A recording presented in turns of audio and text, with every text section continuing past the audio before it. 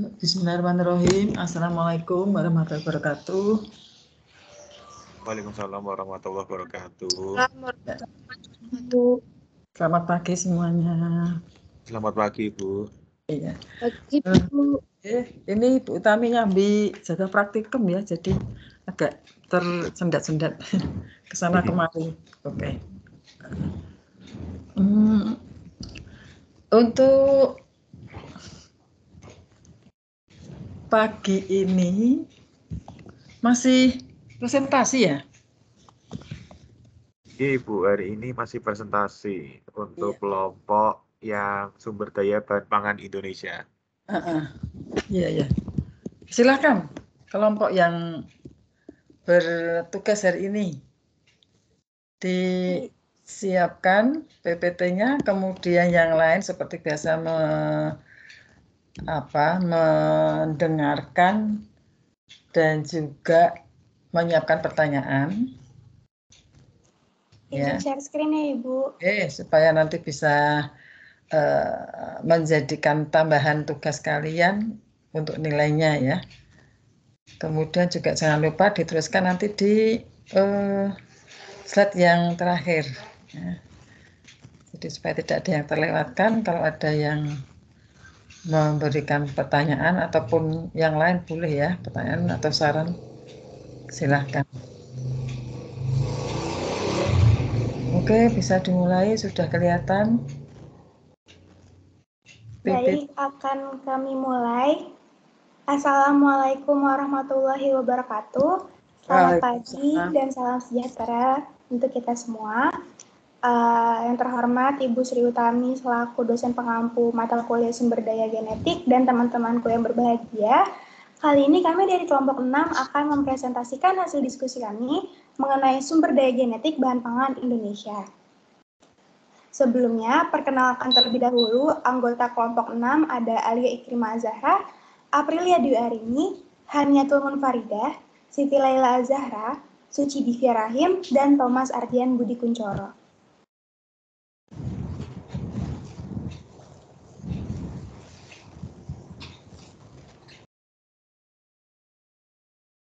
Bahwa sumber daya genetik atau SDG diartikan sebagai material genetik yang mempunyai nilai nyata atau potensial, di mana materi genetik yang dimaksud adalah bahan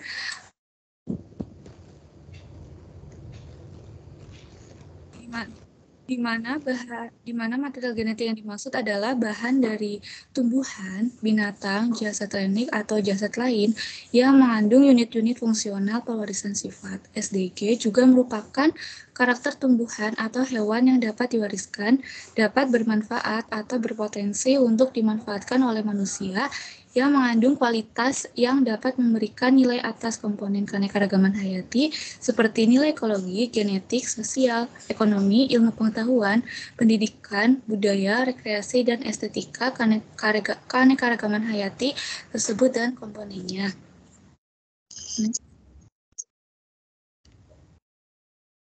Untuk yang selanjutnya yaitu pemanfaatan sumber daya genetik di Indonesia. Pemanfaatan keanekaragaman hayati telah dilakukan oleh masyarakat selama berabad-abad berdasarkan berbagai sistem pengetahuan yang telah berkembang. Di mana misalnya pada masyarakat Indonesia telah menggunakan lebih dari 6.000 spesies tanaman berbunga untuk memenuhi kebutuhan akan sandang, pangan, papan, dan obat-obatan. Dalam protokol Nagoya disebutkan pemanfaatan sumber daya genetik dilakukan dengan melakukan penelitian dan pengembangan pada genetik atau komposisi biokimia sumber daya genetik termasuk melalui penerapan bioteknologi, di mana pemanfaatan SDG dapat meliputi pemanfaatan gen dalam pertanian modern sampai ke penggunaan enzim dalam industri dan dari penggunaan molekul organik sampai pada desain obat baru yang berasal dari ekstraksi tanaman obat. Contoh dari pemanfaatan sumber daya genetik bahan pangan di Indonesia yaitu pada padi, di mana sumber daya genetik padi dimanfaatkan secara langsung untuk memproduksi bahan pangan di Indonesia. Next. Untuk yang selanjutnya yaitu aspek terkait dengan pemanfaatan sumber daya genetik. Yang pertama yaitu aspek ekonomis, di mana aspek ekonomis dalam pemanfaatan SDG berkaitan erat dengan bioprospecting, di mana bioprospecting diartikan sebagai serangkaian kegiatan yang meliputi koleksi, penelitian, dan pemanfaatan sumber daya genetik dan biologi secara sistematis guna mendapatkan sumber-sumber baru senyawa kimia, gen, organisme, dan produk alamiah lain untuk tujuan ilmiah atau komersil. Yang kedua yaitu aspek sosial atau ketahanan pangan, di mana dalam pemanfaatan SDG dikaitkan dengan ketahanan pangan. Ketahanan pangan itu sendiri merupakan salah satu isu paling sentral dalam pembangunan pertanian dan pembangunan nasional. Oleh karena itu, tersedianya variabilitas sumber daya genetik tanaman untuk pangan dan pertanian menjadi hal yang sangat penting. Yang terakhir yaitu aspek lingkungan, di mana aspek ini terkait dengan upaya konservasi dan pelestarian SDG. Next. Baik, yang selanjutnya yaitu jenis konservasi sumber daya genetik, yaitu ada in situ dan ex situ. In situ yakni dilaksanakan pada habitat aslinya, ex situ dilakukan dengan cara memindahkan sesuatu jenis ke suatu lingkungan atau tempat pemeliharaan berupa kebun koleksi, penyimpanan benih, kultur jaringan, kultur serbuk sari, atau kultur sebagian tanaman lainnya. Next.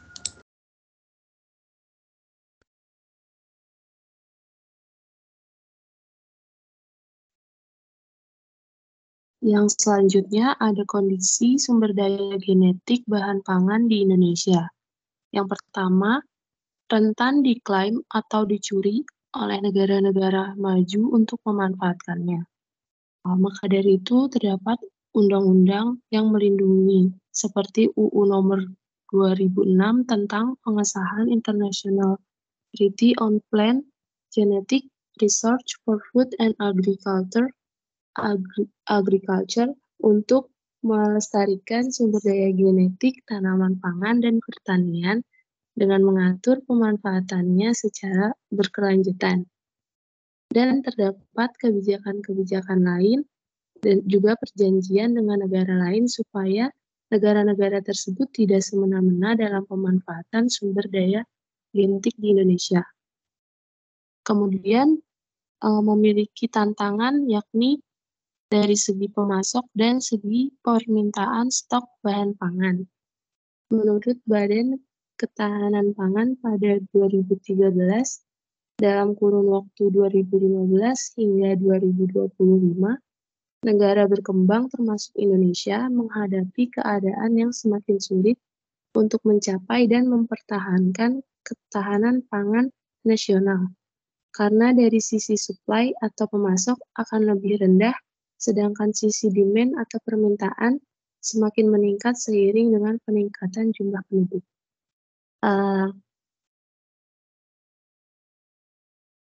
Kemudian masih memerlukan pengembangan dalam pemanfaatan sumber daya genetik sebagai bahan ketahanan pangan. Disinilah diperlukan hadirnya para generasi muda seperti kita untuk mengembangkan pemanfaatan sumber daya genetik di Indonesia. Jadi next. Selanjutnya yaitu kebutuhan pangan nasional terus meningkat sejalan dengan pertumbuhan penduduk, sehingga mengharuskan produksi pertanian untuk terus ditingkatkan. Berbagai upaya terus dilakukan termasuk kebijakan ketahanan pangan berbasis sumber daya lokal. Next.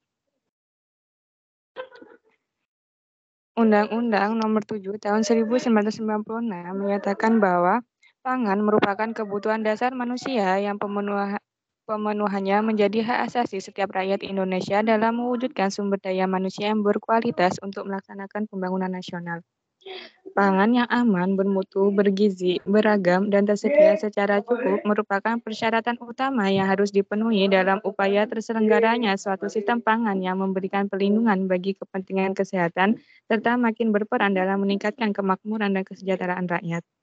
Pangan sebagai komoditas dagang memerlukan dukungan sistem perdagangan pangan yang jujur dan bertanggung jawab sehingga tersedia pangan yang terjangkau oleh daya beli masyarakat serta turut berperan dalam peningkatan pertumbuhan ekonomi nasional. Next. Politik hukum undang-undang pangan. Ketahanan pangan nasional mengarah pada kondisi masyarakat dalam memperoleh mutu pangan yang baik, ditentukan atas dasar kriteria keamanan pangan, kandungan gizi, dan standar perdagangan terhadap bahan makanan dan minuman. Tujuan dari pengaturan pembinaan dan pengawasan pangan ini bisa terciptanya perdagangan pangan yang jujur dan bertanggung jawab, serta terwujudnya tingkat kecukupan pangan dengan harga yang wajar dan terjangkau sesuai dengan kebutuhan masyarakat. Selanjutnya, ketahanan pangan nasional juga diupayakan dengan cara mengatur pemasukan dan pengeluaran pangan ke dalam dan dari wilayah Indonesia. Setiap orang dilarang memasukkan pangan ke dalam wilayah Indonesia dan atau mengedarkan di dalam wilayah Indonesia. Pangan yang dimasukkan ke dalam wilayah Indonesia harus memenuhi ketentuan Undang-Undang Pangan. Di antaranya, pangan telah diuji dan diperiksa serta dinyatakan lulus dari segi keamanan, mutu, atau gizi oleh instansi yang berwenang di negara asal. Pangan juga dilengkapi dengan dokumen hasil pengujian dan atau pemeriksaan. Pangan terlebih dahulu diuji dan atau diperiksa di Indonesia dari segi keamanan, mutu, dan gizi sebelum peredarannya. Undang-undang tentang pangan dimasukkan sebagai landasan hukum bagi pengaturan, pembinaan, dan pengawasan terhadap kegiatan atau proses produksi, peredaran, atau perdagangan pangan. Next. Selanjutnya yaitu upaya peningkatan sumber daya genetik bahan pangan. Yang pertama ada pemuliaan tanaman. Peran pemuliaan dalam upaya peningkatan kualitas komoditas tanaman adalah perakitan kultivar yang memiliki kualitas tinggi, seperti perbaikan terhadap warna, rasa, aroma, daya simpan, kandungan protein, dan lain-lain. Perbaikan kualitas juga berarti perbaikan ke arah preferensi konsumen. Karakter kualitas target pemuliaan sebagai contoh yaitu pada tanaman mangga adalah karakter. Di antaranya yaitu daging buah tebal, rasa manis, tekstur daging buah baik, serta memiliki daya simpan yang panjang. Yang kedua adalah kultur jaringan. Teknik kultur jaringan merupakan salah satu cara untuk mendapatkan bahan tanam yang bebas patogen, karena menghasilkan bibit dalam jumlah yang lebih banyak dan waktu yang relatif singkat. Bebas penyakit, tidak tergantung pada iklim dan cuaca. Menghasilkan tanaman yang sehat, mempertahankan sifat baik induk, tidak membutuhkan lahan yang luas untuk pembibitan, sedikit tenaga kerja, dan dapat memperbanyak tanaman tertentu yang sulit jika diperbanyak secara konvensional. Next.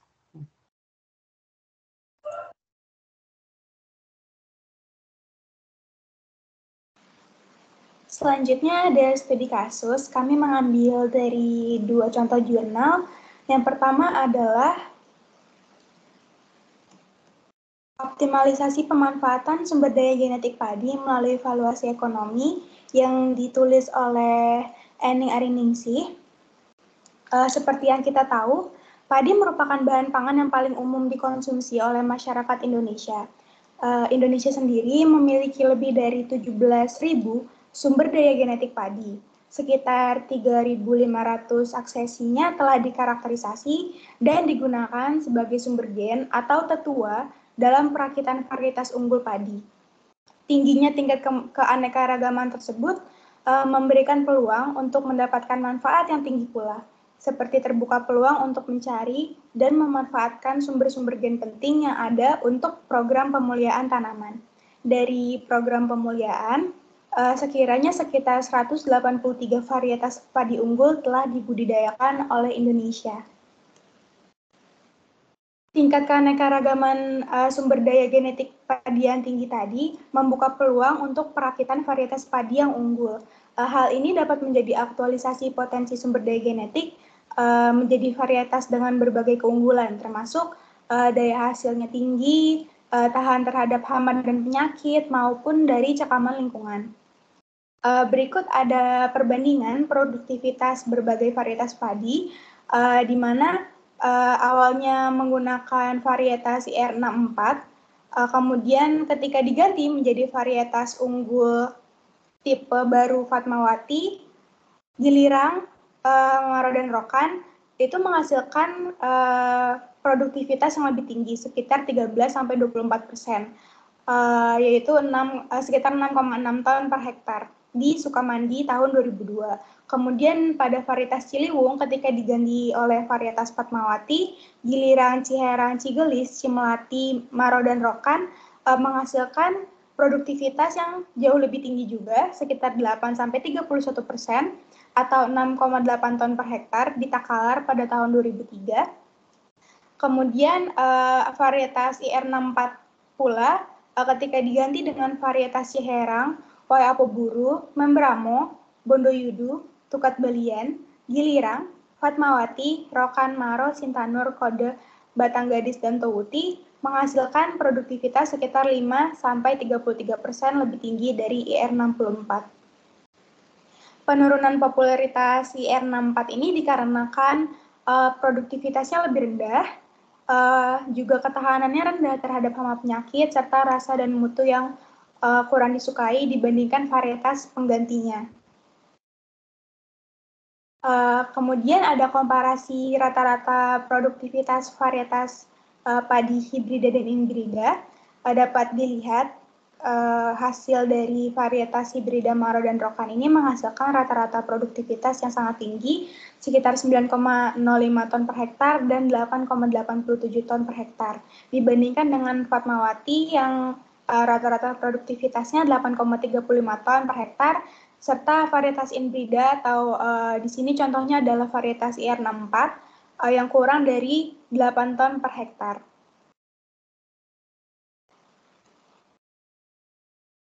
Selanjutnya ada studi kasus kedua. Oke, tadi sudah dijelaskan ya tentang sisi ilmiahnya. Sekarang kita masuk ke sisi hukumnya.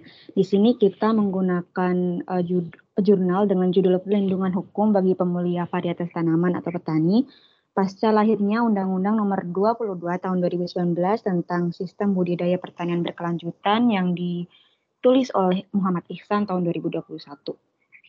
Upaya perlindungan terhadap sebuah hasil penelitian bidang pertanian yang berupa varietas tanaman atau UU PVT ini pada hakikatnya merupakan suatu implementasi dari berbagai kewajiban internasional yang harus dilakukan oleh Indonesia, terlebih khusus yang berkaitan dengan GATT atau TRIPS yang diantaranya mewajibkan setiap negara anggota untuk dapat memiliki serta melaksanakan peraturan perundang-undangan di bidang hak kekayaan intelektual atau HKI, termasuk di dalamnya perlindungan terkait dengan varietas tanaman. Next. Di dalam jurnal ini dibahas cukup lengkap terkait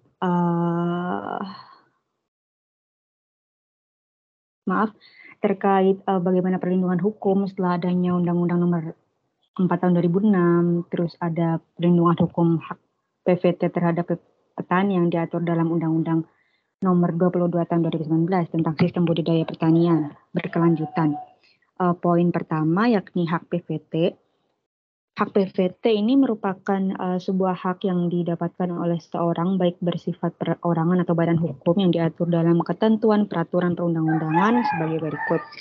Pemegang hak PVT adalah pemulia atau orang badan hukum atau pihak lain yang menerima lebih lanjut hak PVT dari pemegang hak PVT sebelumnya.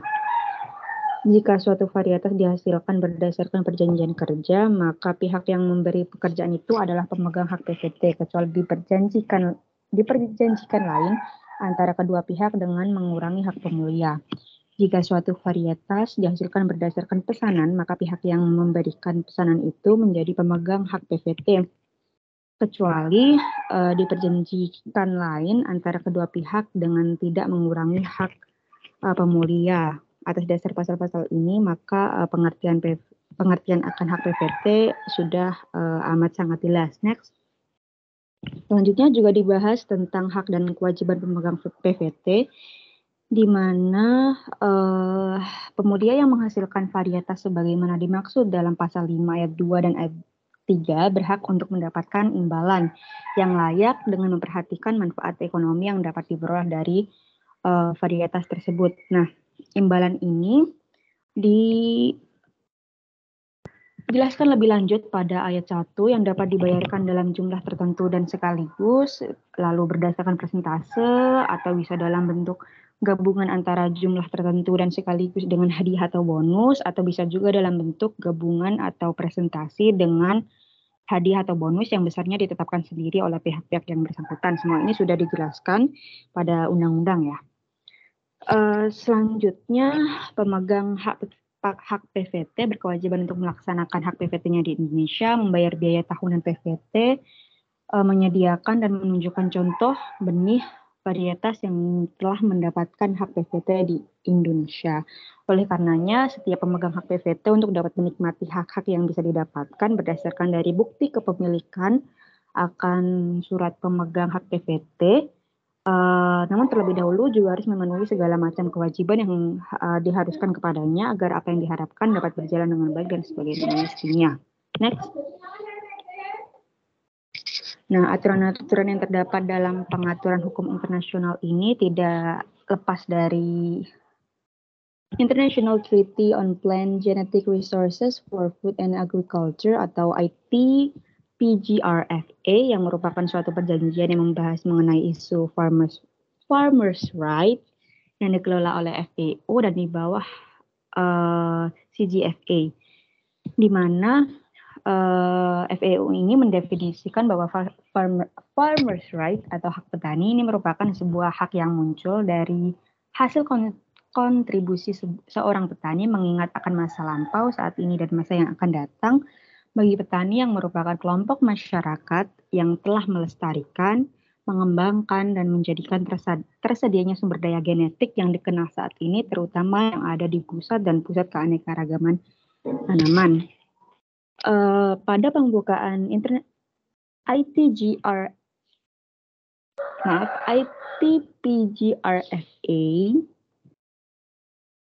memberikan sebuah pandangan bahwasanya hak petani patut diberikan.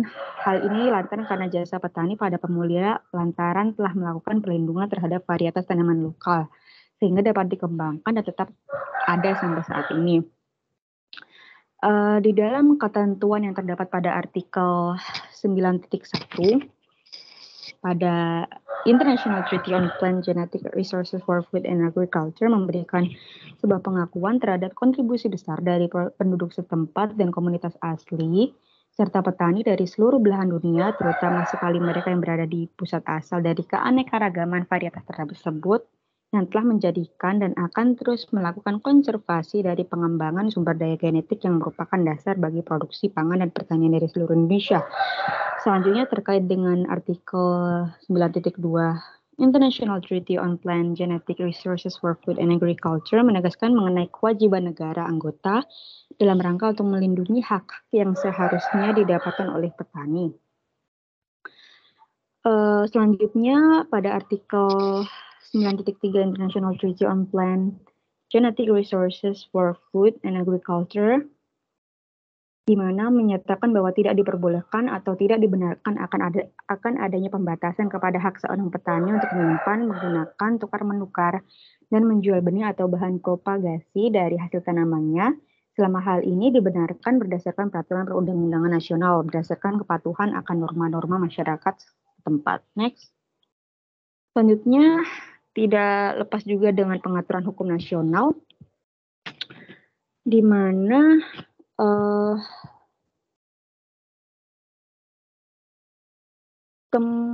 pada Undang-Undang Nomor 22 Tahun 2019 tentang Sistem Budidaya Pertanian Berkelanjutan Pasal 3, penemuan atau perakitan varietas atau galur umum sebagaimana dimaksud pada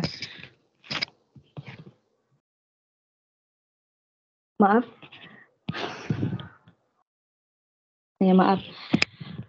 Saya ulangi lagi, Undang-Undang Nomor 22 Tahun 2019 Pasal 3 disebutkan bahwa penyelenggaraan sistem budidaya pertanian berkelanjutan bertujuan untuk meningkatkan dan memperluas penganekaragaman hasil pertanian guna memenuhi kebutuhan pangan, sandang papan kesehatan industri dalam negeri dan memperbesar ekspor, meningkatkan pendapatan dan taraf hidup petani dan mendorong perluasan dan pemerataan kesempatan berusaha dan kesempatan kerja. Selanjutnya juga Undang-Undang Nomor 22 Tahun 2019 pada pasal 26, di mana penemuan dan atau perakitan varietas atau galur umum sebagaimana dimaksud pada dalam pasal 25 dilakukan oleh pemuliaan. Pemuliaan ini dapat dilakukan oleh setiap orang. pada Undang-Undang Nomor 22 Tahun 2019 Pasal 27 Ayat 1, ini setiap orang yang melakukan kegiatan pencarian dan pengumpulan sumber daya genetik wajib memiliki izin kecuali petani kecil. Dan Undang-Undang Nomor 22 Tahun 2019 Pasal 29 Ayat 3 ini varietas hasil pemuliaan petani kecil dalam negeri dilaporkan kepada pemerintah daerah sesuai dengan kewenangannya. Hal ini dapat disimpulkan bahwa petani kecil memiliki hak untuk melaporkan hasil karyanya di dalam pemuliaan varietas tanaman kepada pemerintah daerah. Karena hal ini digunakan untuk melindungi hak-hak yang akan dimiliki dan didapatkan oleh petani kecil tersebut. Next. Dan berikut merupakan daftar pustaka yang kami gunakan dalam presentasi materi pada pagi hari ini. Next, selanjutnya saya kembalikan kepada moderator. Baik, terima kasih pemateri atas pemaparan materinya. Selanjutnya akan dilanjutkan dengan sesi tanya jawab. Mungkin teman-teman yang memiliki pertanyaan, silakan untuk bertanya melalui kolom chat atau bisa raise hand. Atau mungkin ada tanggapan dari Ibu Tami, dipersilakan.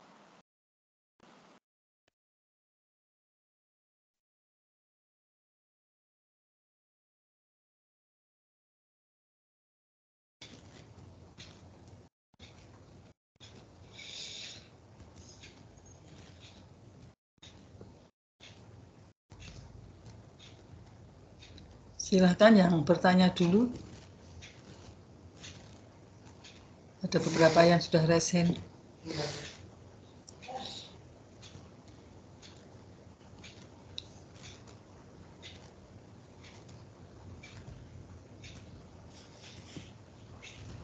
Halo, kelompok 6. Baik, ya. Silahkan.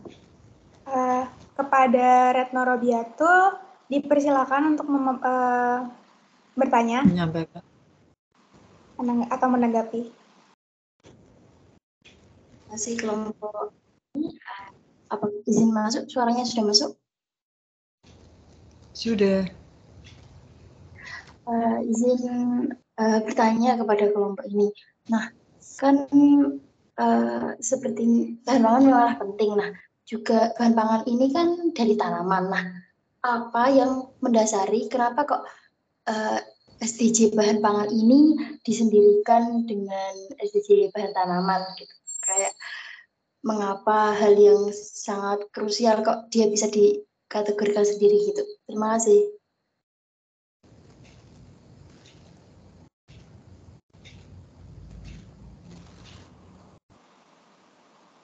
Oke, baik. Terima kasih atas pertanyaannya Retno. Mungkin bisa ditampung dulu. Selanjutnya ada pertanyaan dari Raffi Satriotama. Silahkan. Ya, terima kasih atas kesempatannya. Saya Raffi, izin bertanya. Tadi kan ada hak PVT itu. Saya masih kurang paham itu persyaratannya itu bagaimana, sama yang ambil ini tuh boleh pihaknya tuh harus istilahnya berapa orang minimal, atau itu harus suatu PT, CV, atau bahkan mungkin perorangan boleh. Terima kasih. Baik, terima kasih atas pertanyaannya Raffi. Selanjutnya ada pertanyaan dari Om Dato Toa, dipersilahkan.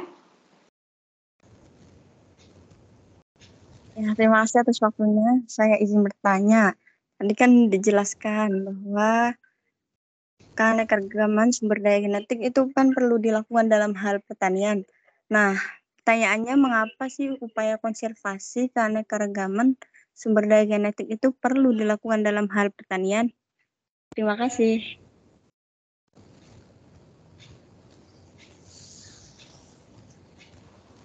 Izin mengklarifikasi pertanyaannya Om Datu. Jadi pertanyaannya adalah mengapa keanekaragaman genetik perlu dilakukan dalam hal pertanian? Maksudnya dari tadi kultur jaringan ya? Dan pemulihan tanaman. Iya. Oke, terima kasih pertanyaannya. Mungkin boleh diberi waktu sebentar untuk berdiskusi, Bu? Ya, silakan.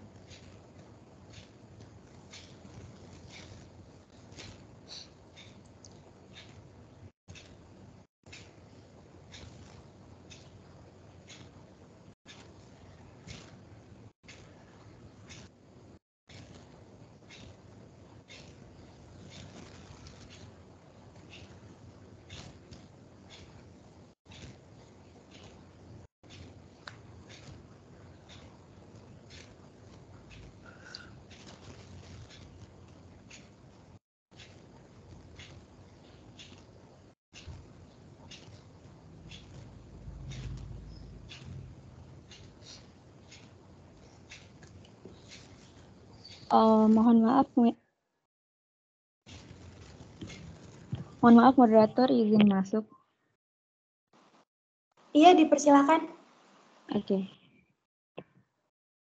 Saya izin menjawab pertanyaan dari Raffi tentang persyaratan PPT dan pemegang ini ya. Intinya pemegang hak PPT itu perorangan atau 3 orang ya gitu-gitu. Intinya persyaratan tentang hak PPT ini. Sebelumnya kita klarifikasi terlebih dahulu, ruang lingkup PPT ini apa sih? Nah, pemberian akan PPT ini diberikan kepada varietas dari jenis atau spesies tanaman baru, unik seragam, stabil, dan diberi nama.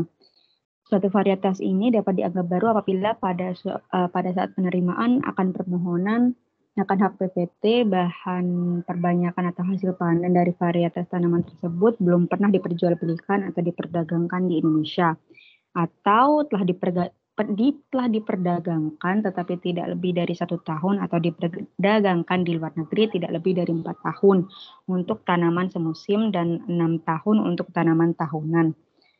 Nah, lebih lanjut dari kriteria akan varietas tanaman ini dapat dianggap unik apabila varietas tersebut dapat dibedakan secara jelas dengan varietas lain yang keberadaannya sudah diketahui secara umum pada saat penerimaan permohonan akan PPT.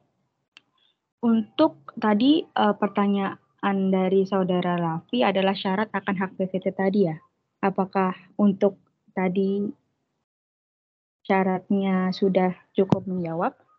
Kita jawab satu-satu dulu ya.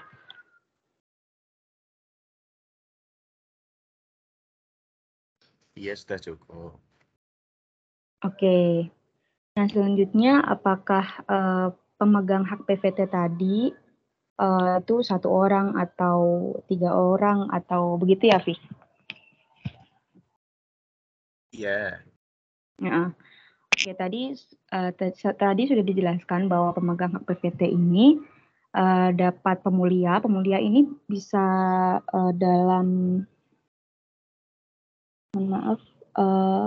pemulia ini dapat dilakukan oleh setiap orang yang diatur dalam pasal 25 ya, Undang-Undang Nomor 22 Tahun 2019 tentang sistem budidaya pertanian berkelanjutan. Selain itu juga dapat dilaksanakan oleh badan hukum atau pihak lain yang menerima lebih lanjut hak PPT dari pemegang hak PPT sebelumnya. Jadi intinya bisa perorangan atau bisa dalam suatu badan hukum begitu. Yang intinya memang ada sebelum dilakukan proses pendapatan hak PPT ini atau serah terima hak PPT ini dapat dilakukan dengan ketentuan-ketentuan yang telah disepakati oleh kedua belah pihak gitu, atau dengan pejabat yang berwenang ya begitu, yang telah diatur oleh undang-undang gitu. Bagaimana Raffi? Ya, terima kasih. Terima kasih atas pertanyaannya.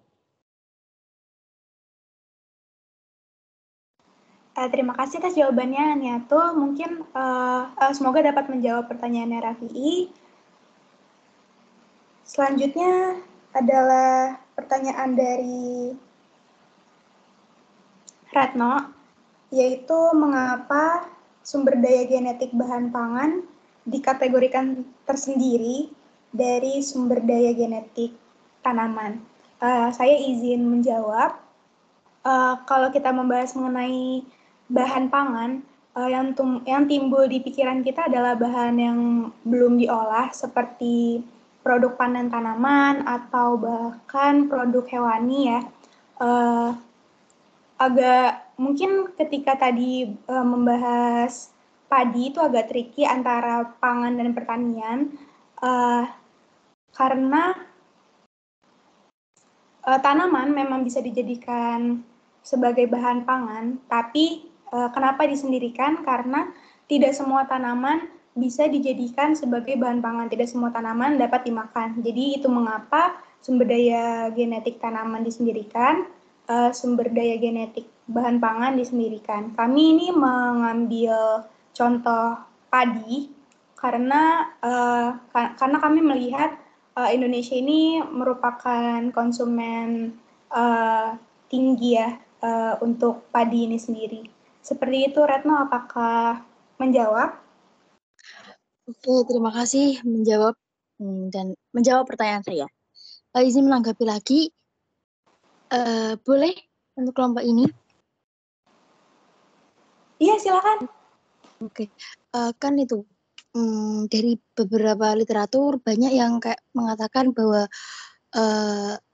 kita telah kehilangan beberapa sumber daya genetik pangan. Nah, yang dimaksud kehilangan ini kehilangan bagaimana? Coba minta tolong penjelasannya lebih lanjut seperti itu. Terima kasih.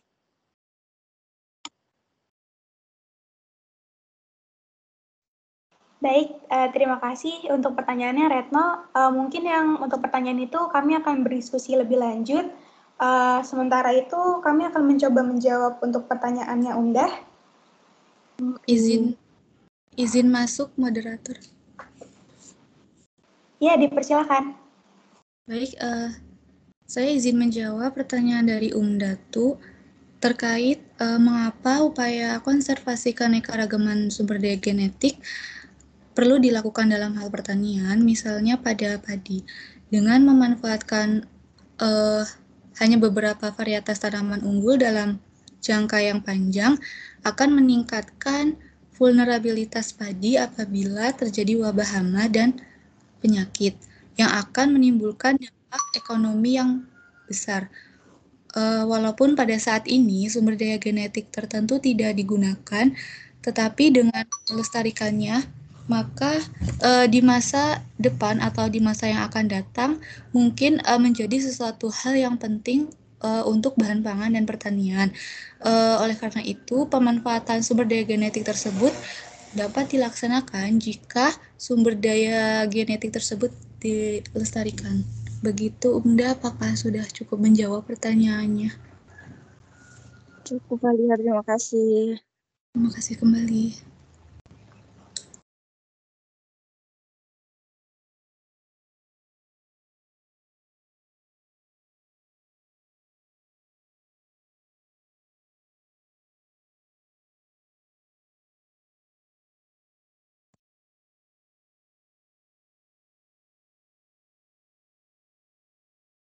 Mohon maaf, moderator izin masuk.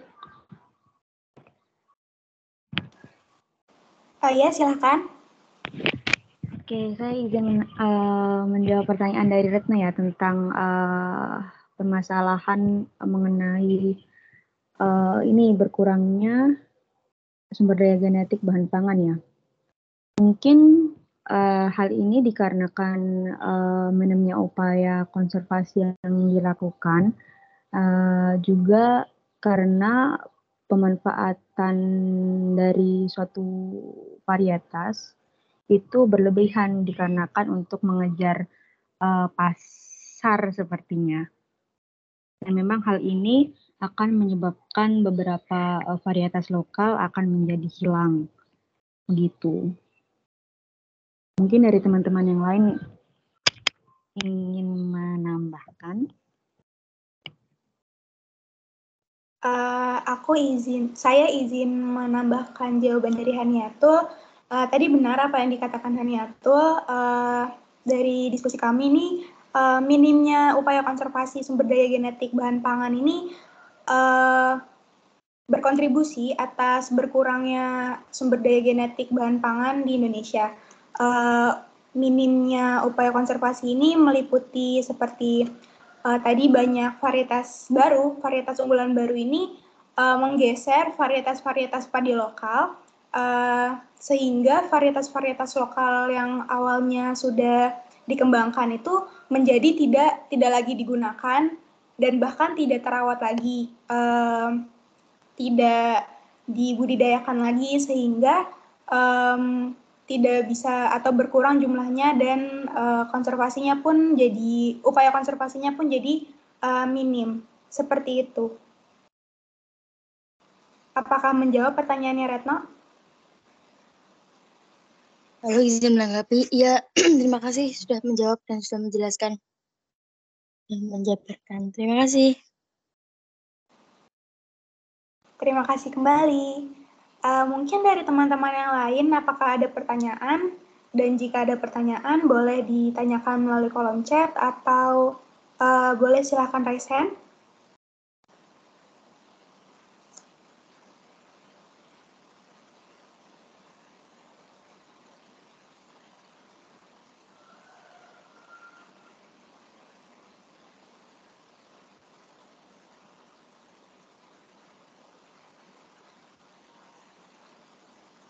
Mungkin jika belum ada pertanyaan lagi, akan kami tutup presentasi pada pagi hari ini.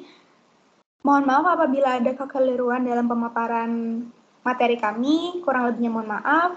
Terima kasih atas partisipasi aktif dan perhatiannya. Wassalamualaikum warahmatullahi wabarakatuh. Kami kembalikan kepada Bu Sri Utami.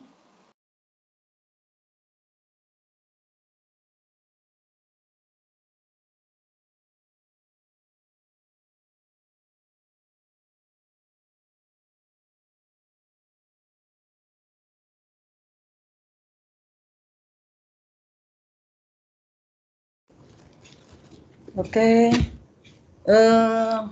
terima kasih untuk kelompok 6 sudah memaparkan tugasnya ya tentang sumber daya genetik pangan. Apa catatan dari Bu Utami terkait dengan sumber daya genetik pangan ini tadi yang dibahas itu baru dari tanaman ya, kalau tidak salah ya. Sementara itu sumber daya genetik pangan itu kan tidak hanya berasal dari tanaman, jadi bisa berasal dari hewan, bisa juga mikroba dan sebagainya. Betul tidak?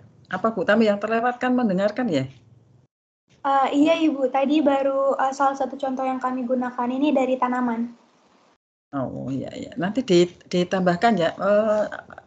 Apa namanya? Masalahnya nanti kalau hanya sumber daya genetik pangan itu hanya tanaman, itu takutnya nanti memang di situ yang dipakai sumber ya hanya tanaman. Sementara itu kan sebetulnya dari organisme lain kan ada dan banyak juga ya yang bisa kita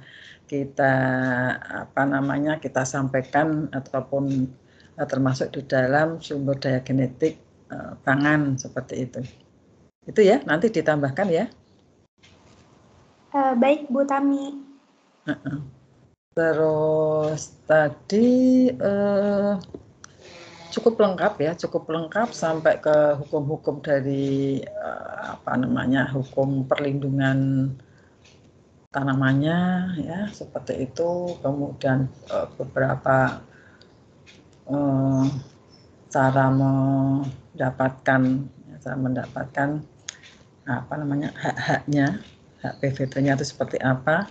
Nah ini memang banyak undang-undangnya, banyak juga PP-nya seperti itu. Jadi masing-masing kementerian itu memiliki aturan-aturan sendiri di Kementerian Pertanian. Kemudian kalau yang mungkin bagian mungkin kalau di Fakultas Pertanian ya banyak itu dibahas tentang budidaya tanaman, itu sekaligus juga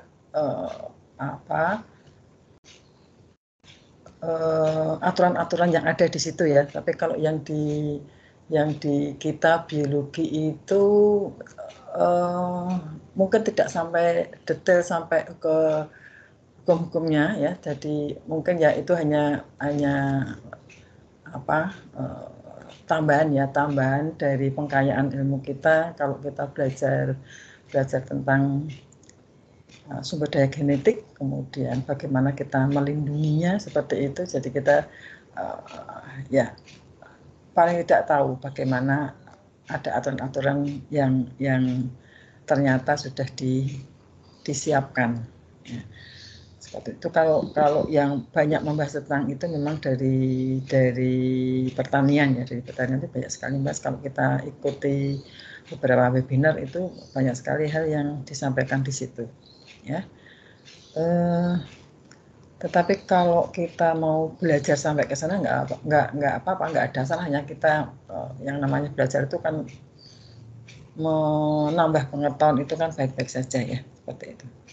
Cuma kalau memang kalau kami tidak sampai apa detail, kemudian membaca semua aturannya itu juga mungkin masih banyak yang belum sempat kebaca ya, belum sempat kebaca. Dan di sini di diskusi ini kita bisa saling melengkapi ya. Jadi ternyata juga banyak hal yang bisa kita pelajari di dalam kita belajar tentang keanekaragaman sumber daya genetik apapun ya, yang terkait dengan kekayaan kita ya, kekayaan Indonesia itu kan luar biasa itu, sehingga perlu diekspor terus, kemudian juga perlu dilindungi supaya tidak ada hal-hal yang merugikan bagi negara Indonesia, terutama di sumber daya genetik pangan. Nah, seperti itu. Kemudian beberapa tadi sudah dijawab, dan yang terakhir tadi sempat kami tangkap ya, untuk yang apa tadi ya, konservasi tanaman pangan kalau tidak salah ya, itu bagaimana seperti itu ya. Jadi memang betul ya, kalau kita yang mungkin kuliah kemarin ya, penyebab erosi genetik ya, itu salah satunya karena kita saat ini itu lebih memperhatikan tanaman-tanaman bibit unggul yang itu sudah melalui beberapa perakitan gen sehingga mendapatkan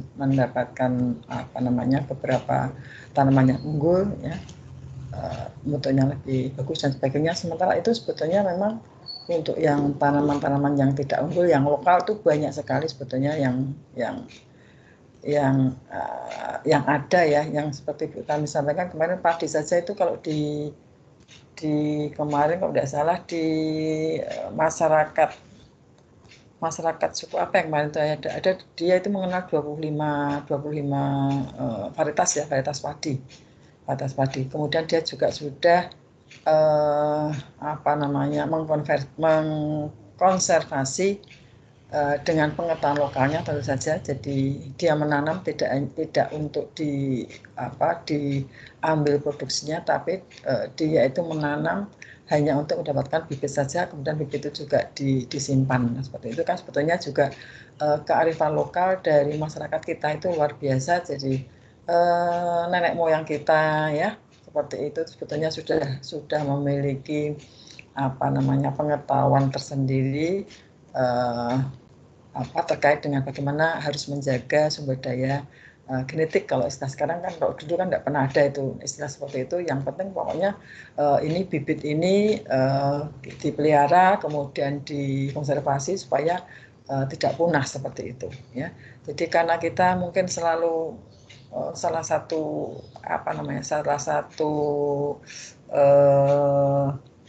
dampak penggunaan bibit unggul itu bibit-bibit yang lainnya itu kurang diperhatikan, sehingga kalau itu kemudian tidak dijaga secara otomatis itu akan mengurangi keanekaragaman sumber daya genetik yang ada di negeri kita, seperti itu.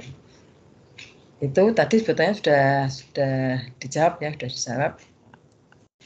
Ini terkait dengan kemarin kuliah sudah disampaikan. Oke, ada yang perlu diklarifikasi lagi?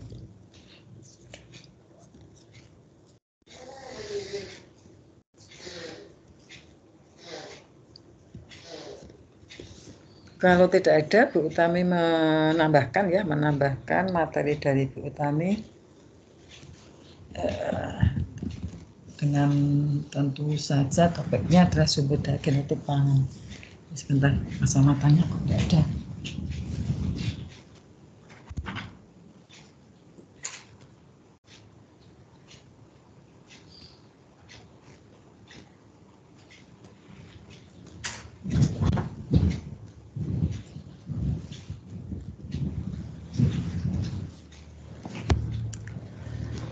Kalau di biologi itu kan memang kan ilmunya ilmu dasar ya, jadi bukan aplikasi seperti itu, sehingga yang banyak dibahas di biologi itu seperti kita selalu mengeksplorasi, kemudian mengkarakterisasi, jadi melakukan identifikasi apakah ini tanaman ini jenisnya apa, atau mungkin dia termasuk di dalam varietas baru atau tidak. Nah, itu pekerjaan orang-orang biologi ya, jadi itu menjadi ilmu dasar, kemudian itu nanti akan dikembangkan oleh ilmu-ilmu yang lain yang lebih terapan, seperti itu. Oke, untuk kita share screen dulu.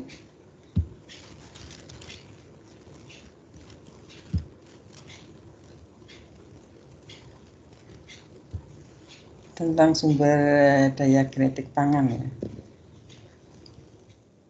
Terlihat ya? Terlihat, Bu. Terlihat, Ibu. Oke.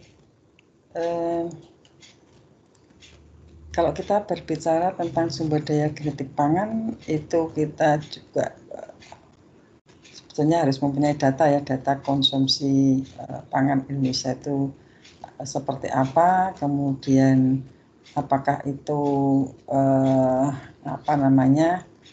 menjadi tantangan dalam penyediaan pangan ataukah tidak, ya. Kemudian apa saja yang menjadi sumber daya genetik pangan, itu saja yang sama seperti yang disampaikan Bu Utami tadi. Jadi sumber pangan masyarakat di Indonesia itu ya tentunya berasal dari apapun yang dijadikan bahan pangan ya, bahan pangan manusia itu yang berasal dari tumbuhan, kemudian ada yang berasal dari hewan, dan juga di sini ada peran mikroorganisme, karena mikroorganisme ini juga sebagai biota yang dia bisa mengubah sesuatu makanan menjadi bentuk yang lain, yang itu mungkin lebih menarik atau mungkin memberikan rasa yang lain daripada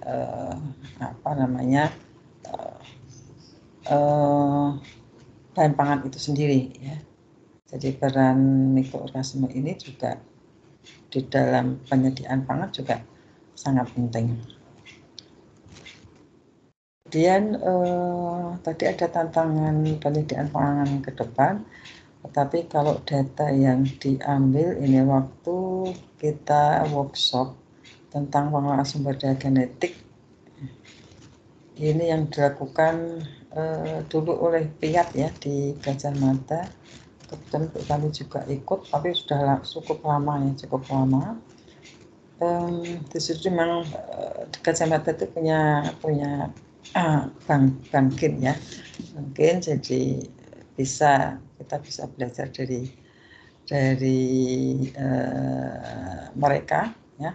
Kita bisa bertanya kalau kita kepengen tahu lebih detail, itu di sana akan selalu diterima dengan sangat baik ya, dengan sangat baik. Nah, secara umum di sini antara permintaan dan juga produksi ya, produksi ini secara keseluruhan di negara-negara yang lain, Indonesia mungkin termasuk di Asia Tenggara itu mana ya, ini ya yang merah ini. Nah ini ternyata kalau kita lihat ini permintaannya cukup banyak, kemudian produksinya lebih rendah, sehingga ada minus ya, ada kekurangan. Nah ini yang menjadi tantangan penyediaan pangan ke depan, khususnya di Asia Tenggara dan termasuk di Indonesia. Ya, seperti itu. Kemudian tantangannya apa? Tentunya tantangannya itu sangat banyak ya kalau di Indonesia itu ya, sangat banyak sekali ya. Jadi yang pertama di sini dituliskan peningkatan jumlah penduduk. Ya, memang benar sekali dengan meningkatnya jumlah penduduk secara otomatis di situ akan terjadi penambahan ataupun permintaan yang cukup signifikan terhadap bahan pangan yang ada di Indonesia. Kemudian juga peningkatan jumlah penduduk ini berdampak pada tidak hanya pangan tetapi juga lahan.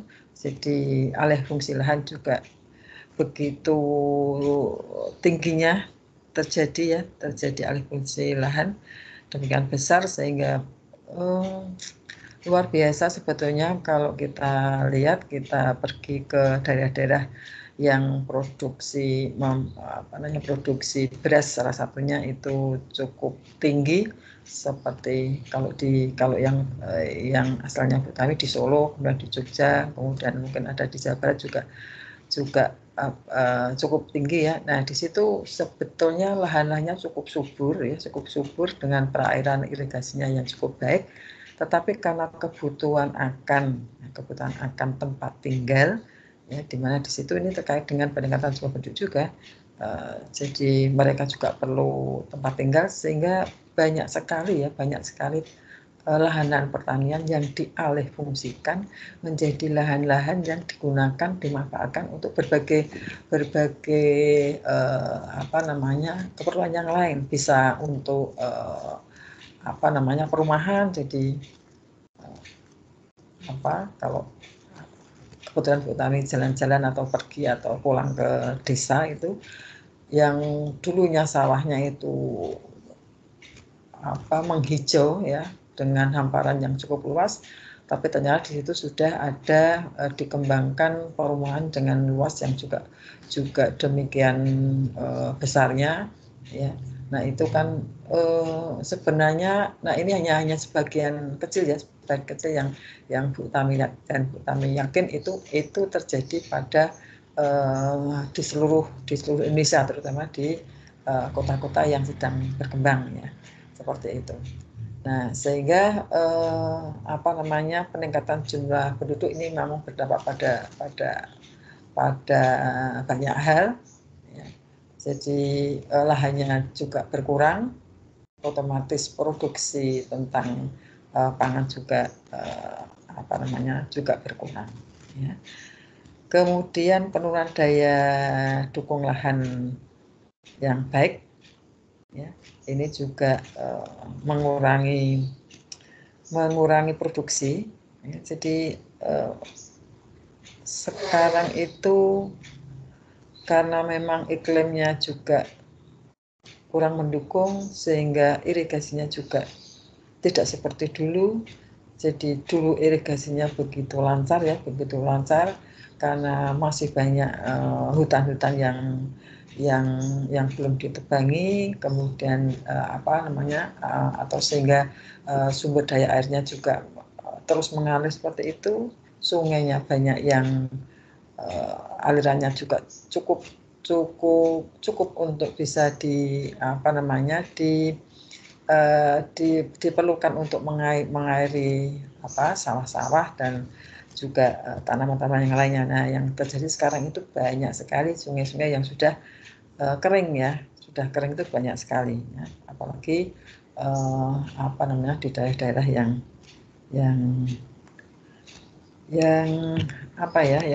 banyak tanamannya yang ditebang ya.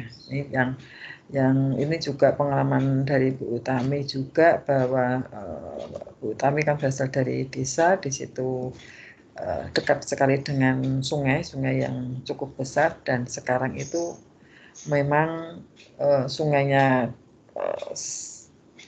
airnya sangat sedikit, yang dulu melimpah ruah sangat sedikit, sehingga sawah-sawah yang dulunya diairi oleh air sungai tersebut juga akan menjadi kering, sehingga ini daya dukungnya juga akan menurun ya, daya dukungnya menurun.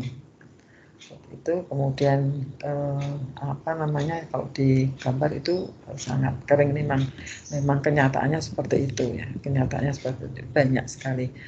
Jadi apa yang dialami, apa yang diceritakan Bu Utami, ini menurut Bu Utami juga tidak hanya terjadi di tempatnya Bu Utami, tapi juga terjadi di mana-mana dengan fenomena yang sama ya, seperti itu.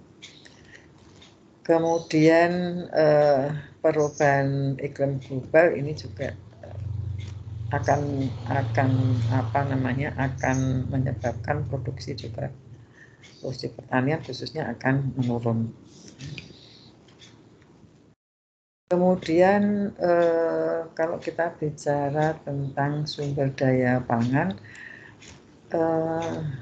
yang menjadi dasar itu sebetulnya memang kebutuhan pokok kita itu terhadap bahan pangan ya, tentunya untuk kesehatan, untuk bisa supaya kita bisa beraktivitas, kita perlu beberapa sumber bahan pangan.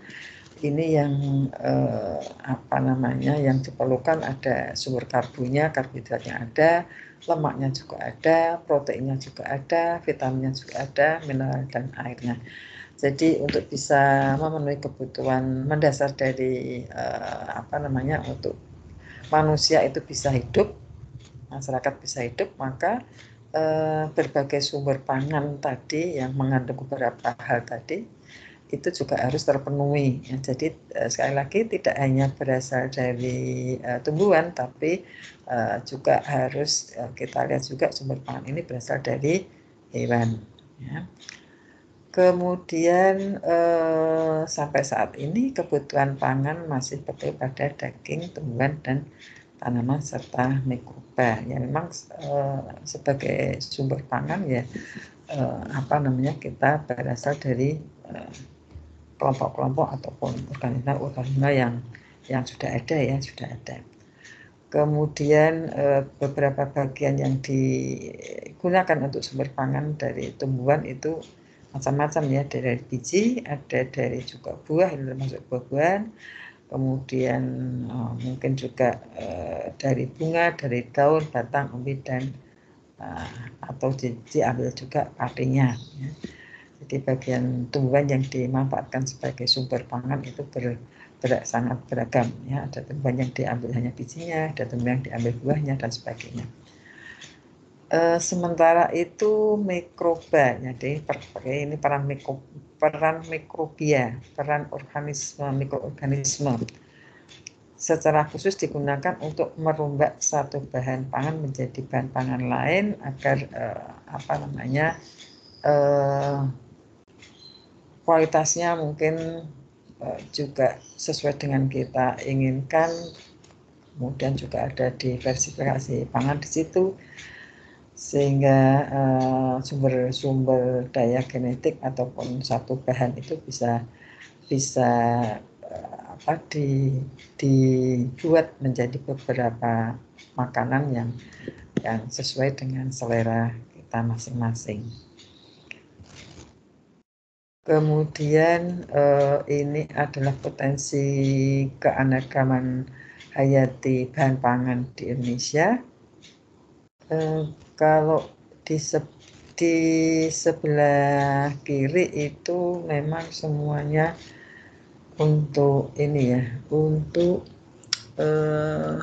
tanaman ya. Jadi tanaman penghasil buah-buahan itu jenisnya sangat banyak. Kemudian semakin ke atas ini jumlah jenisnya semakin kecil ya. Jadi paling banyak adalah jenis tanaman penghasil buah, jenis tanaman penghasil sayur, jenis tanaman penghasil rempah-rempah, jenis tanaman sumber lemak, jenis tanaman sumber karbohidrat, jenis tanaman sebagai bahan minuman, dan yang terakhir jenis tanaman penghasil kacang-kacangan. Nah, kalau kita lihat di sini alangkah kayanya sumber sumber daya genetik pangan ini yang hanya baru berasal dari tumbuhan itu banyak sekali ya yang dipunyai Indonesia. Jadi kita sebetulnya wajib bersyukur dan juga mestinya kalau ini dijaga dengan baik, maka untuk ketahanan pangan untuk masyarakat Indonesia sendiri itu sebetulnya sudah cukup ya, sudah cukup, tidak perlu mengimpor karena kita memang memiliki sumber daya genetik yang luar biasa banyaknya. Ya. Kemudian di sebelah kanan ini potensinya kalau kita lihat bahwa ya untuk keanekaragaman hayati sangat tinggi, bisa dilihat dari berbagai jenis yang kita sudah kita gunakan, kita makan, itu banyak sekali jenisnya. Kemudian pemanfaatan untuk diversifikasi komposisi pangan masih kurang. Mungkin bahan-bahan ini juga perlu diolah lagi menjadi berbagai bahan lainnya ya. Jadi mungkin terus digali terus, kemudian ya mungkin salah satunya dengan bantuan mikroorganisme tadi ya. Kemudian tentunya di sini perlu adanya edukasi, adanya promosi dan inovasi bahan pangan yang sehat, ini berbasis sumber daya genetik. Jadi bahannya mungkin satu bahan bisa digunakan ataupun dibuat menjadi beberapa bahan makanan yang dinilai memiliki mungkin lebih enak ataupun mungkin bisa dijadikan makanan yang lainnya. Kemudian, ini sumber daya genetik, sumber pangan Indonesia itu kita bagi menjadi ada sumber bahan pangan nabati, kemudian sumber bahan pangan hewani, kemudian di situ ada peran mikroorganisme yang bisa mengubah dari sumber makanan satu menjadi beberapa makanan. Kemudian kalau kita lihat potensinya tadi sudah ya, ada ini hasil juga dari workshop, sudah genetik berdaya genetik di Indonesia, khususnya ini juga di tanaman.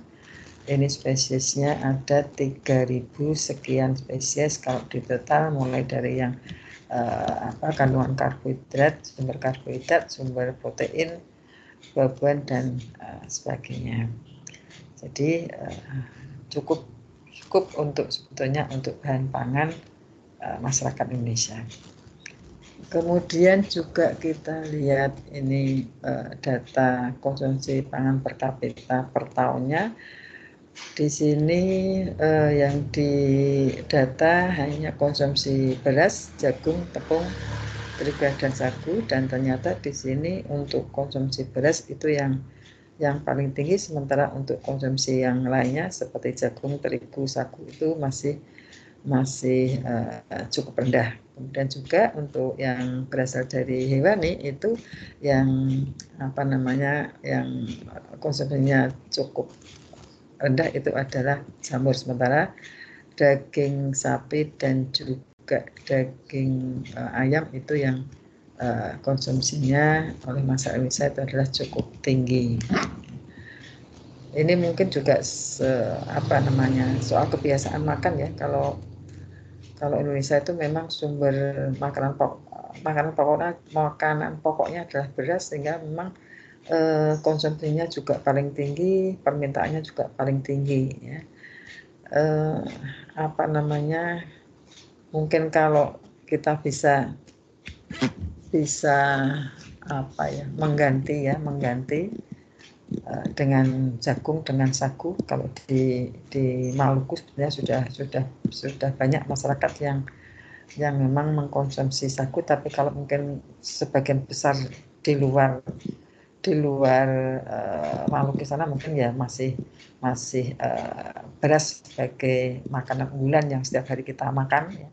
Sehingga memang konsumsinya beras itu menduduki konsumsi yang paling tinggi ya.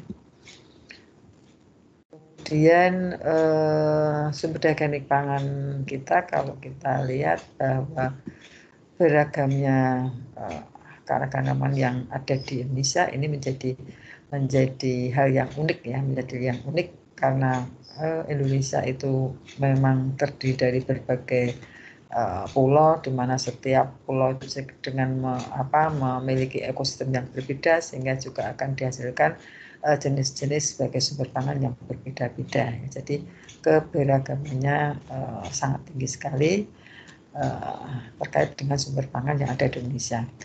Kemudian di sini tiap kelompok suku memiliki pengetahuan sendiri terhadap sumber daya pangan. Jadi karena memang suku-suku yang dunia sangat banyak, masyarakat sangat banyak, sehingga memang mereka setiap kelompoknya, setiap sukunya tentunya juga dari pengetahuan nenek moyang turun-temurun itu mereka memiliki pengetahuan sendiri terhadap pemanfaatan sumber daya pangan ya. Jadi kalau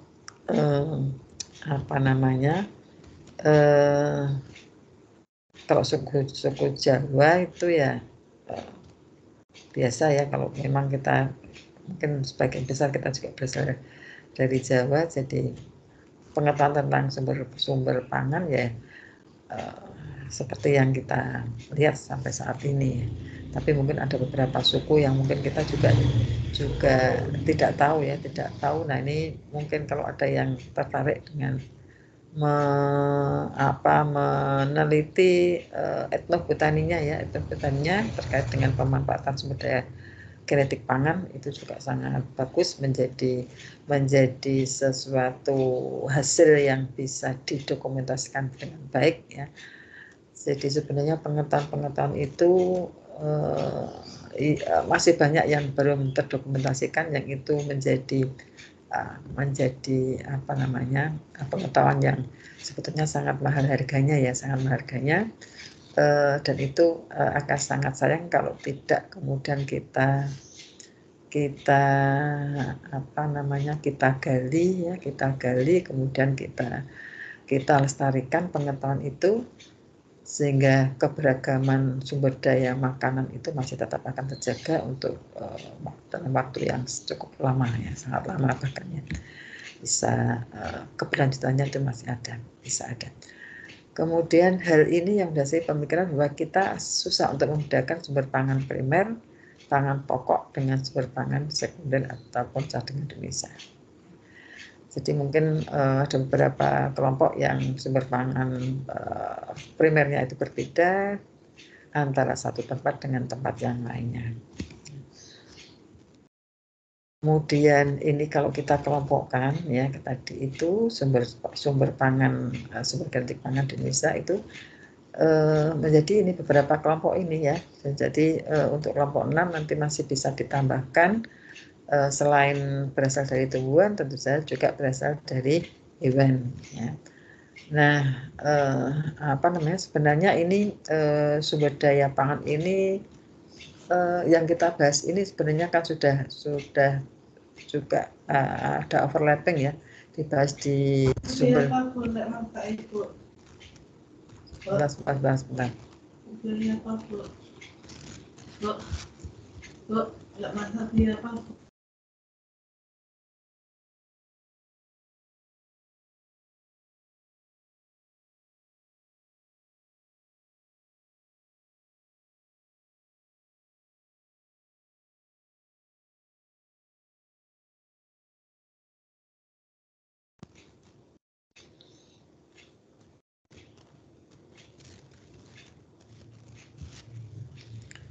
Nah, ya, jadi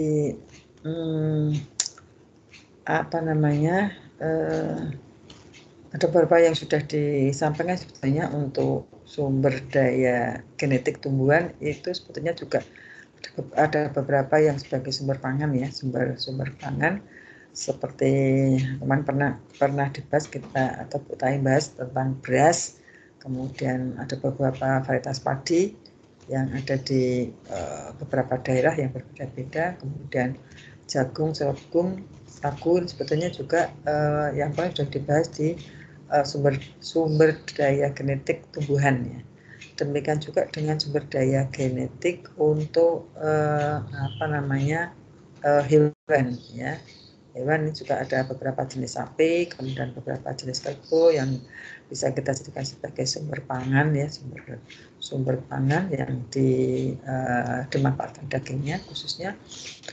Kemudian juga ada sumber daya genetik mikrobia. Ya, ini Botamik Baker juga sudah disampaikan di awal ya, mikrobia apa saja yang kemudian bisa dimanfaatkan sebagai pengubah bahan makanan menjadi satu makanan menjadi beberapa jenis makanan. Nah ini kalau kita rinci ya, dari sumber pangan tumbuhan tadi ada beras, jagung, sorghum. Ini sebagian kecil yang menjadi tanaman unggulan sebetulnya ya, tanaman unggulan di Indonesia. Kemudian beras kita bisa lihat, kita bisa kenal kalau di Indonesia itu ada beras putih, tapi juga ada beras merah dan juga ada beras hitam atau mungkin juga ada beras ketan ya. Beras ketan itu juga termasuk di sini. Nah, jadi dari sumber daya genetik padi asal dari yang kemudian jadikan beras tentu saja itu juga sudah cukup banyak sekali. Kemudian kalau kita lihat produksi beras di Indonesia ini dihasilkan dari padi sawah. Yang biasa kita kenal adalah dari irigasi ya, sama irigasi. Kemudian mungkin juga sebagian padi tada hujan, dan yang padi air dalam atau padi mengambang ini kami juga tidak begitu paham ya, bagaimana padi itu ditanam ya. Kemudian plasma nutfahnya padi itu jumlahnya cukup banyak, ada sekian ribu. Kemudian juga masih ada yang liar, itu ada 94 ya, ada 94. Nah, jadi cukup banyak yang masih perlu dikaji ya. Kemudian untuk jagung ini sumber pangan kedua di Indonesia, jadi setelah beras kita ke jagung. Kemudian tanaman jagung itu selain digunakan dimakan manusia, tapi juga bisa dipakai sebagai pakan ternak dan juga bisa digunakan diolah menjadi minyak goreng. Nah, sekarang minyak goreng harganya cukup mahal ya, tidak cukup mahal tapi mahal sekali karena harganya itu bisa 2 kali lipat sekarang ya. Kemudian plasma nutfahnya itu juga cukup banyak, ada 1.000 sekian yang disimpan di BB Biogen Bogor. Kemudian ada sorghum, tanaman sorghum. Jadi ini juga sebagai sumber karbohidrat, tapi juga bisa digunakan untuk pakan ternak. Ya. Kemudian di sini sebenarnya bisa digunakan untuk menggantikan nasi, bubur dan bahan baku lainnya. Tapi kembali lagi kalau makanan pokok kita itu sudah terbiasa dengan beras, kita makan selain beras itu rasanya juga belum merasa makan ya. Jadi kalau kita belajar untuk tidak menggunakan beras, walaupun sekarang itu sudah banyak orang-orang yang sudah tidak makan nasi ya, menghindari nasi, menghindari bahan-bahan yang ada nasi, ada gandum dan sebagainya, tapi masih banyak yang sumber makanan utamanya adalah beras ya. Jadi kalau ini pun diganti dengan jagung, diganti dengan sorghum, digantikan dengan sagu, itu juga masih belum bisa ya. Nah ini perlu mungkin membiasakan diri sehingga ketergantungan akan beras itu juga tidak terlalu tinggi. Kemudian juga daunnya bisa digunakan untuk pakan ternak. Selain itu juga akhirnya ada beberapa yang untuk bahan pembuat sirup ya, bahan pembuat sirup. Kemudian ini koleksi dibikin juga cukup banyak. Tanaman sorghumnya ada 200 sekian aksesi ya. Kemudian sagu. Nah, ini sagu ini juga sebetulnya banyak tumbuh di Indonesia, tapi di Indonesia bagian timur ya, yang banyak menanam sagu. Kemudian ternyata juga sagu ini membutuhkan lingkungan yang khusus ya, yang khusus. Kemudian memiliki kandungan karbohidrat yang tinggi sebetulnya sagu ini, sehingga beberapa memang ada yang menjadikan sumber makanan pokok ataupun bahan pokok makanan. Kemudian ini ada pengembangannya lagi bahwa sagu ini tidak hanya sebagai sumber makanan tapi juga sebagai bahan industri ya. Bisa untuk membuat sumber pangan lain seperti ini ada gula, ada glukosa ya, dalam bentuk glukosa, kemudian berbagai industri yang lainnya. Kemudian ini masih pengembangan dari pemanfaatan sumber daya genetik tanaman sagu. Ini bisa dimanfaatkan sebagai bermacam-macam sumber pangan ya. Kemudian koleksinya juga cukup banyak. Ini ada di daerah Sentani Irian Jaya. Ya. Ini tercatat ada 20 jenis. Kemudian umbi-umbian, jadi umbi-umbian di Indonesia itu keanekaragaman sangat tinggi sebetulnya, dan ini sudah saat sekarang itu sudah sudah mengalami jadi sudah banyak yang tidak memanfaatkan, mengkonsumsi ya. Oleh karena itu menjadikan sumber daya genetik umbi-umbian ini juga semakin lama semakin mengalami penurunan jumlah jenis, atau bahkan ada beberapa mungkin yang sudah mulai masuk dalam kategori terancam ya. Jadi kalau mungkin kalian tidak banyak yang tahu ya, ada beberapa tanaman umbi-umbian ya yang bisa dimakan sebetulnya. Kalau dulu waktu ini cerita waktu kami kecil itu banyak sekali kita menanam umbian di kebun ya, di pekarangan. Di pekarangan ada umbi seperti umbi gadung, kemudian ada garut, ada kemudian umbi katak, ada umbi umbi katak, umbi gadung, umbi garut,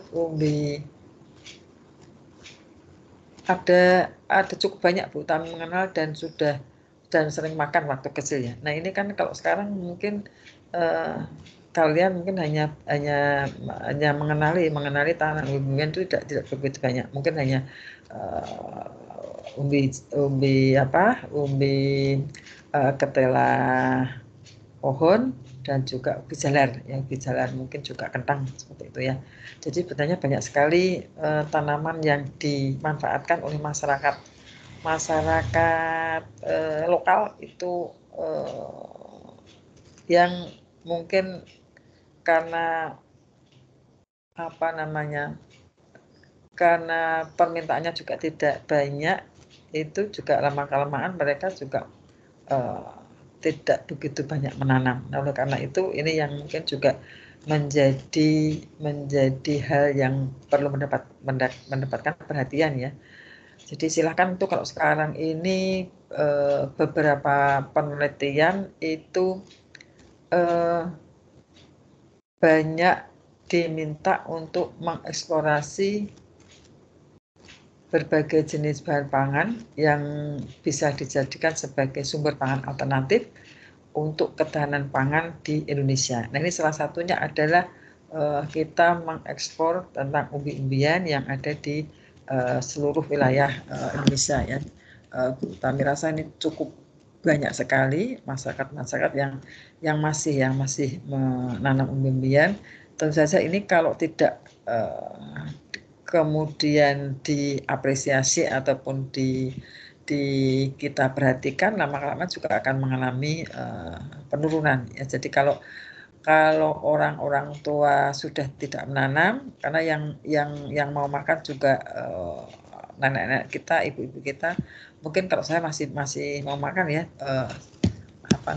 tapi seperti umbi Garut itu umbinya tidak begitu, jadi banyak seratnya sehingga mungkin juga tidak banyak disukai. Tapi sebetulnya dari salah satu jenis umbi itu bisa kemudian dijadikan pangan olahan yang lainnya ya, seperti dodol Garut dan sebagainya. Nah, itu kan kelompok umbi-umbian yang begitu banyak jenisnya, ini juga harus juga mendapat perhatian untuk bisa selalu kita lindungi dan kita lestarikan ya. Dan sekali lagi ini menjadi topik penelitian yang banyak ditawarkan, itu dengan menggali berbagai sumber daya genetik bahan pangan untuk ketahanan pangan di khususnya masyarakat Indonesia. Ya, silakan yang berminat untuk mengekspor berbagai jenis umbi-umbian itu silakan bisa mengambil ataupun meneliti keanekaragaman umbi-umbian. Atau mungkin kalau umbi-umbian ini kan sebetulnya dia dari berbagai famili ya, jadi bisa ambil salah satu famili. Mungkin Ipomea batatas itu familinya Soanacea tidak salah. Kemudian mungkin dari Catala pohon itu Manihot utilissima itu familianya tidak salah Hyperbiaceae dan sebagainya. Jadi umbi-umbian ini terdiri dari banyak famili. Jadi kalian tidak misalnya umbi-umbian terlalu luas, itu bisa mengambil salah satu famili saja ya. Salah satu famili itu juga sudah cukup banyak nanti hasilnya. Seperti itu. Ini dari tanaman, kemudian dari sumber pangan dari hewan ini tadi sudah kami sampaikan ada beberapa jenis hewan yang digunakan sebagai sumber pangan. Terutama diambil daging ya, daging, ada sapi, kerbau, kambing, domba, ayam, ikan, dan hewan lainnya. Kemudian tentang penjelasan tentang sapi ini sudah disampaikan sebetulnya di kemarin sumber daya genetik hewan ya. Jadi ada beberapa jenis sapi, kemudian sapi yang didomestikasi itu apa, kemudian mungkin juga ada yang masih liar dan itu ada di mana sudah disampaikan. Demikian juga dengan kerbau, itu juga sudah dibahas kemarin. Kemudian kambing, jadi ada beberapa jenis kambing. Ini juga sudah dibahas. Kemudian ada sekarang itu mulai diperjualbelikan susu ya, susu kambing itu banyak yang sudah mengkonsumsi, sehingga ini juga menjadi hal yang yang bisa kita kembangkan lagi. Dengan juga dengan domba, kemarin sudah, domba itu apa saja jenisnya. Kemudian ayam, di sini ada galus-galus. Ayam merah merupakan ayam lokal khas Indonesia. Ya, tumpunya cukup banyak. Terus ada catatan di sini hasil domestikasi ayam lokal Indonesia disebut ayam bulas atau ayam bukan ras. Yang kita tahu sekarang kan ayam ada yang kampung dan ayam bulas. Kemudian ikan juga menjadi sumber daya genetik yang melimpah ruah di Indonesia ya. Ada ikan laut karena kita memang negara yang sebagian besar wilayahnya laut, maka di produksi ikan laut sebenarnya sangat tinggi ya, sangat tinggi. Jadi kalau ada per hari itu menangkapnya itu ada sampai bertonton ya, itu luar biasa ya. Jadi laut itu menyediakan sumber pangan yang demikian luar biasa, sehingga sudah seharusnya kita jaga agar tidak tidak terjadi pencemaran. Juga kita juga memanennya juga sesuai dengan aturan, sehingga ketersediaan dari sumber daya ikan ini bisa berlanjut cukup lama.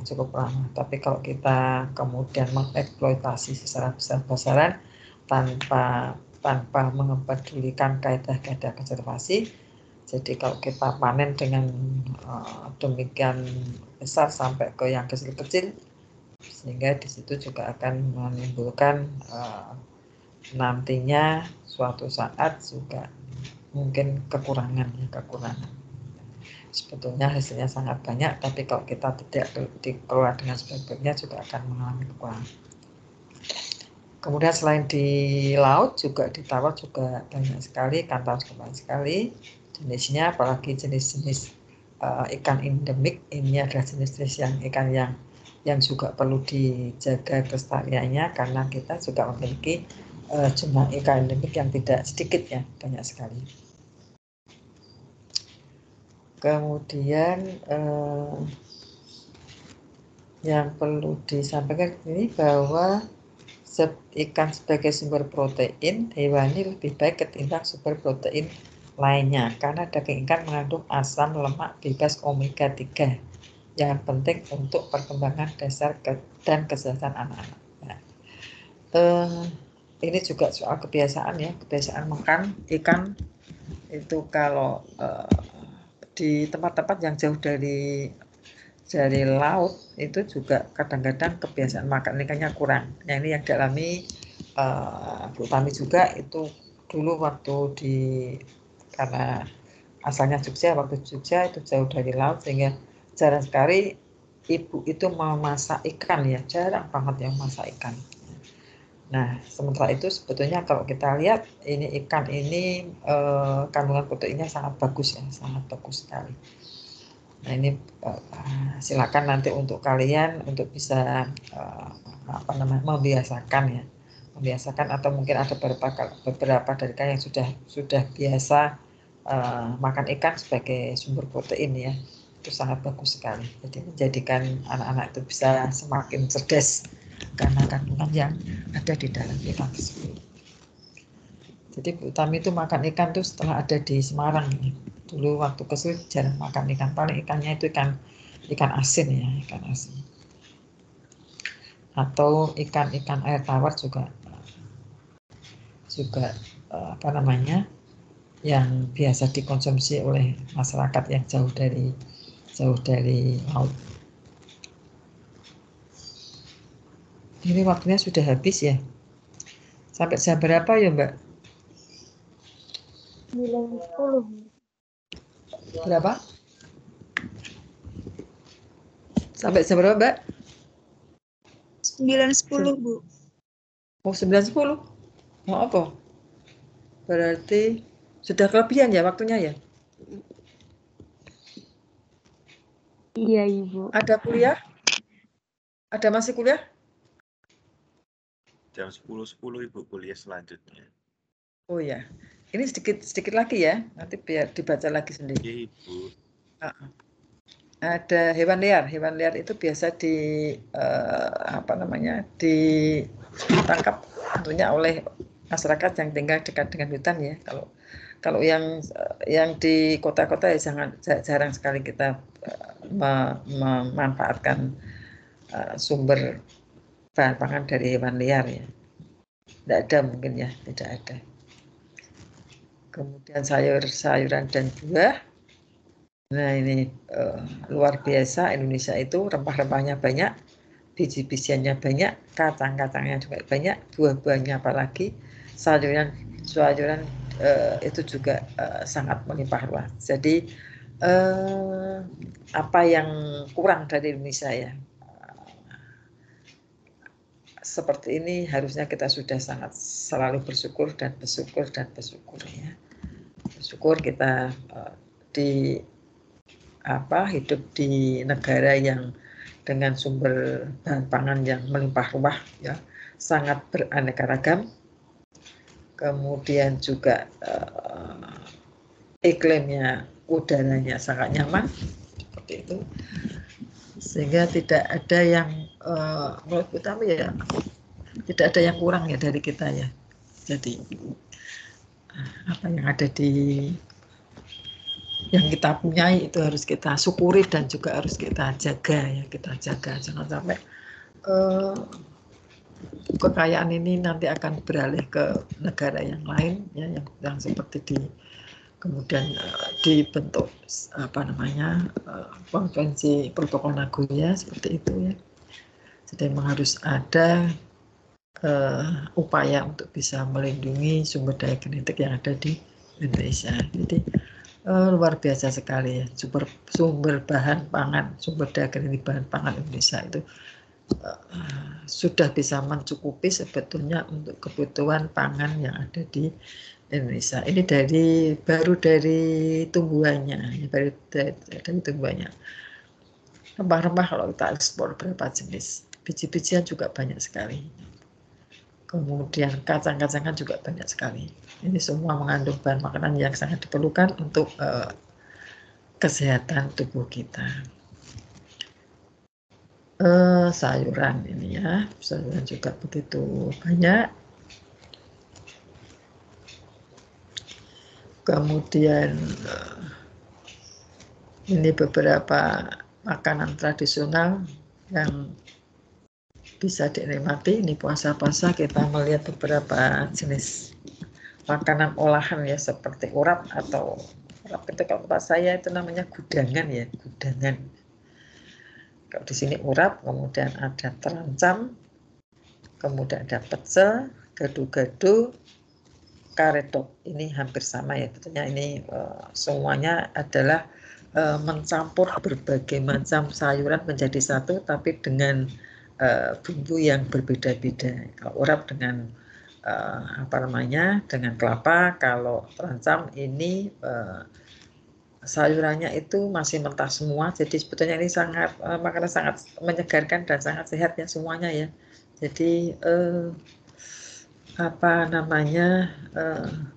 kalau kita bisa mengkonsumsi ini ya, sebenarnya setiap hari harus ada ini sayur-sayuran seperti ini. Cuma kemudian kalau anak-anak itu banyak yang sudah tidak suka makan sayur ya. Jadi dengan adanya makan makanan yang siap saji itu lebih mungkin menurut kalian ataupun anak-anak sekarang itu lebih enak dan lebih penyajiannya lebih mudah dan lebih cepat. Nah itu yang diinginkan orang-orang yang modern ya.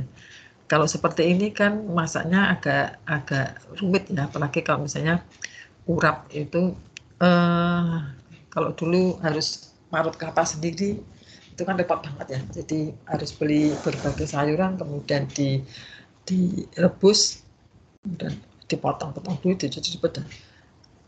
Untuk bisa sampai ke menyajikan ini itu cukup tahapnya cukup banyak, sehingga memang anak-anak sekarang ya mungkin banyak yang tidak mau ya, yang praktis-praktis saja. Ini seperti ini juga karena anaknya Bu Tami sendiri juga kalau disuruh masak seperti ini juga mereka tidak mau ya, tidak mau ribet seperti itu. Padahal sebetulnya ini makanan sangat menyehatkan dan sangat enak sekali. Kalau Bu Tami, kalau dibandingkan dengan makan daging, mending makan yang seperti ini. Ya. Dan berbasis sayuran, tadi yang tidak pakai kuah, ini yang pakai kuah itu banyak sekali modelnya. Jadi tinggal pilih yang mana. Ya. Bisa sayur sop, bisa sayur bening, semuanya ini enak-enak semua. Ya. Kemudian ada ini semuanya apa namanya? Mungkin kalian pernah makan semua ya, ini sayur-sayur yang biasa kita masak. Ya. Kemudian ini jumlah zat gizi, nanti bisa dilihat kandungannya berbagai macam tanaman tadi. Kemudian ini keperluan balita dan dewasa. Kemudian ini beberapa yang terkandung di dalam makanan, nanti bisa dilihat sendiri. Kemudian contoh sayuran dan buah yang berwarna, ini juga biasanya kalau buah dan sayur berwarna itu mengandung antioksidan yang cukup tinggi ya. Jadi sebetulnya bagus sekali untuk kita konsumsi. Ya, ini ayo kita biasakan makan sayur, karena sayur itu menjadi makanan yang menyehatkan badan. Ya.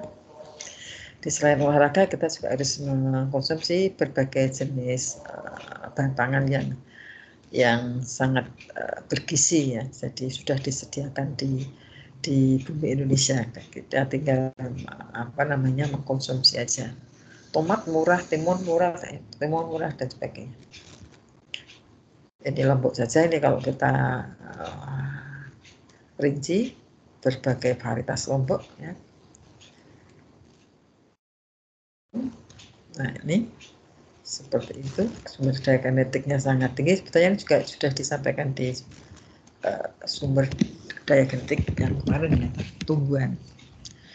Kemudian peran mikroorganisme dalam sumber pangan, dan ini intinya bahwa di situ mikroorganisme bisa mengubah makanan menjadi makanan yang lain sesuai dengan yang kita kehendaki, mau menjadikan apa yang sudah diolah oleh masyarakat tradisional. Nah, orang tradisional itu ya memiliki pengetahuan yang luar biasa ya. Jadi pembuatan tempe itu sebetulnya kan sudah lama sekali ya, dulu sudah ada. Itu juga dia sudah mengenal jamur ya, jamur ragi ya. Kemudian membuat tape juga sudah menggunakan ragi. Jadi kan pengetahuan mereka itu sebetulnya tentang penyediaan bahan makan juga sudah cukup kaya pengetahuan masyarakat kita itu. Kemudian ini bahan-bahan pengolahan dengan menggunakan bantuan mikroba, ada bermacam-macam. Ada jamur yang dijadikan sumber makan, ada roti, tepung fermentasi, ada susu fermentasi menggunakan apa saja di situ, kemudian susu kedelai fermentasi dan sebagainya. Ini sama ini, jadi banyak sekali. Tempe dengan disobusnya, tape ketan dengan kamirnya, kamir itu ragi ya. Kemudian cuka, ini semua itu adalah banyak yang sudah dilakukan oleh nenek-nenek kita. Oh ya, sudah selesai. Terima kasih semuanya. Semoga apa yang disampaikan Bu Tami saat ini bisa bermanfaat, dan dengan pengetahuan ini kalian akan sebagai generasi muda ya, sebagai generasi muda ikut juga bisa menjaga melestarikan, mengkonservasi sumber daya pangan Indonesia yang demikian melimpah ruah, kemudian bisa kalian kembangkan menjadi bahan pangan yang lebih bervariasi lagi. Itu saja mungkin dari Bu Utami. Kalau ada yang bertanya silahkan.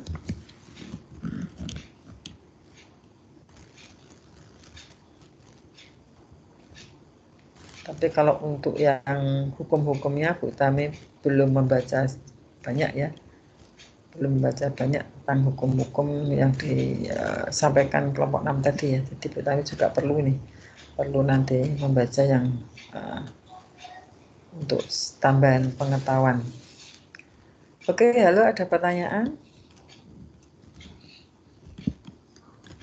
Mungkin belum, Ibu. Belum ya, ini terima kasih semuanya. Waktunya sudah habis. Bu Utami tutup aja ya. Bu Utami sudahi kuliah pada pagi hari ini dengan bacaan Alhamdulillahirrahmanirrahim. Kami tutup dengan wassalamualaikum warahmatullahi wabarakatuh. Selamat siang semuanya. Selamat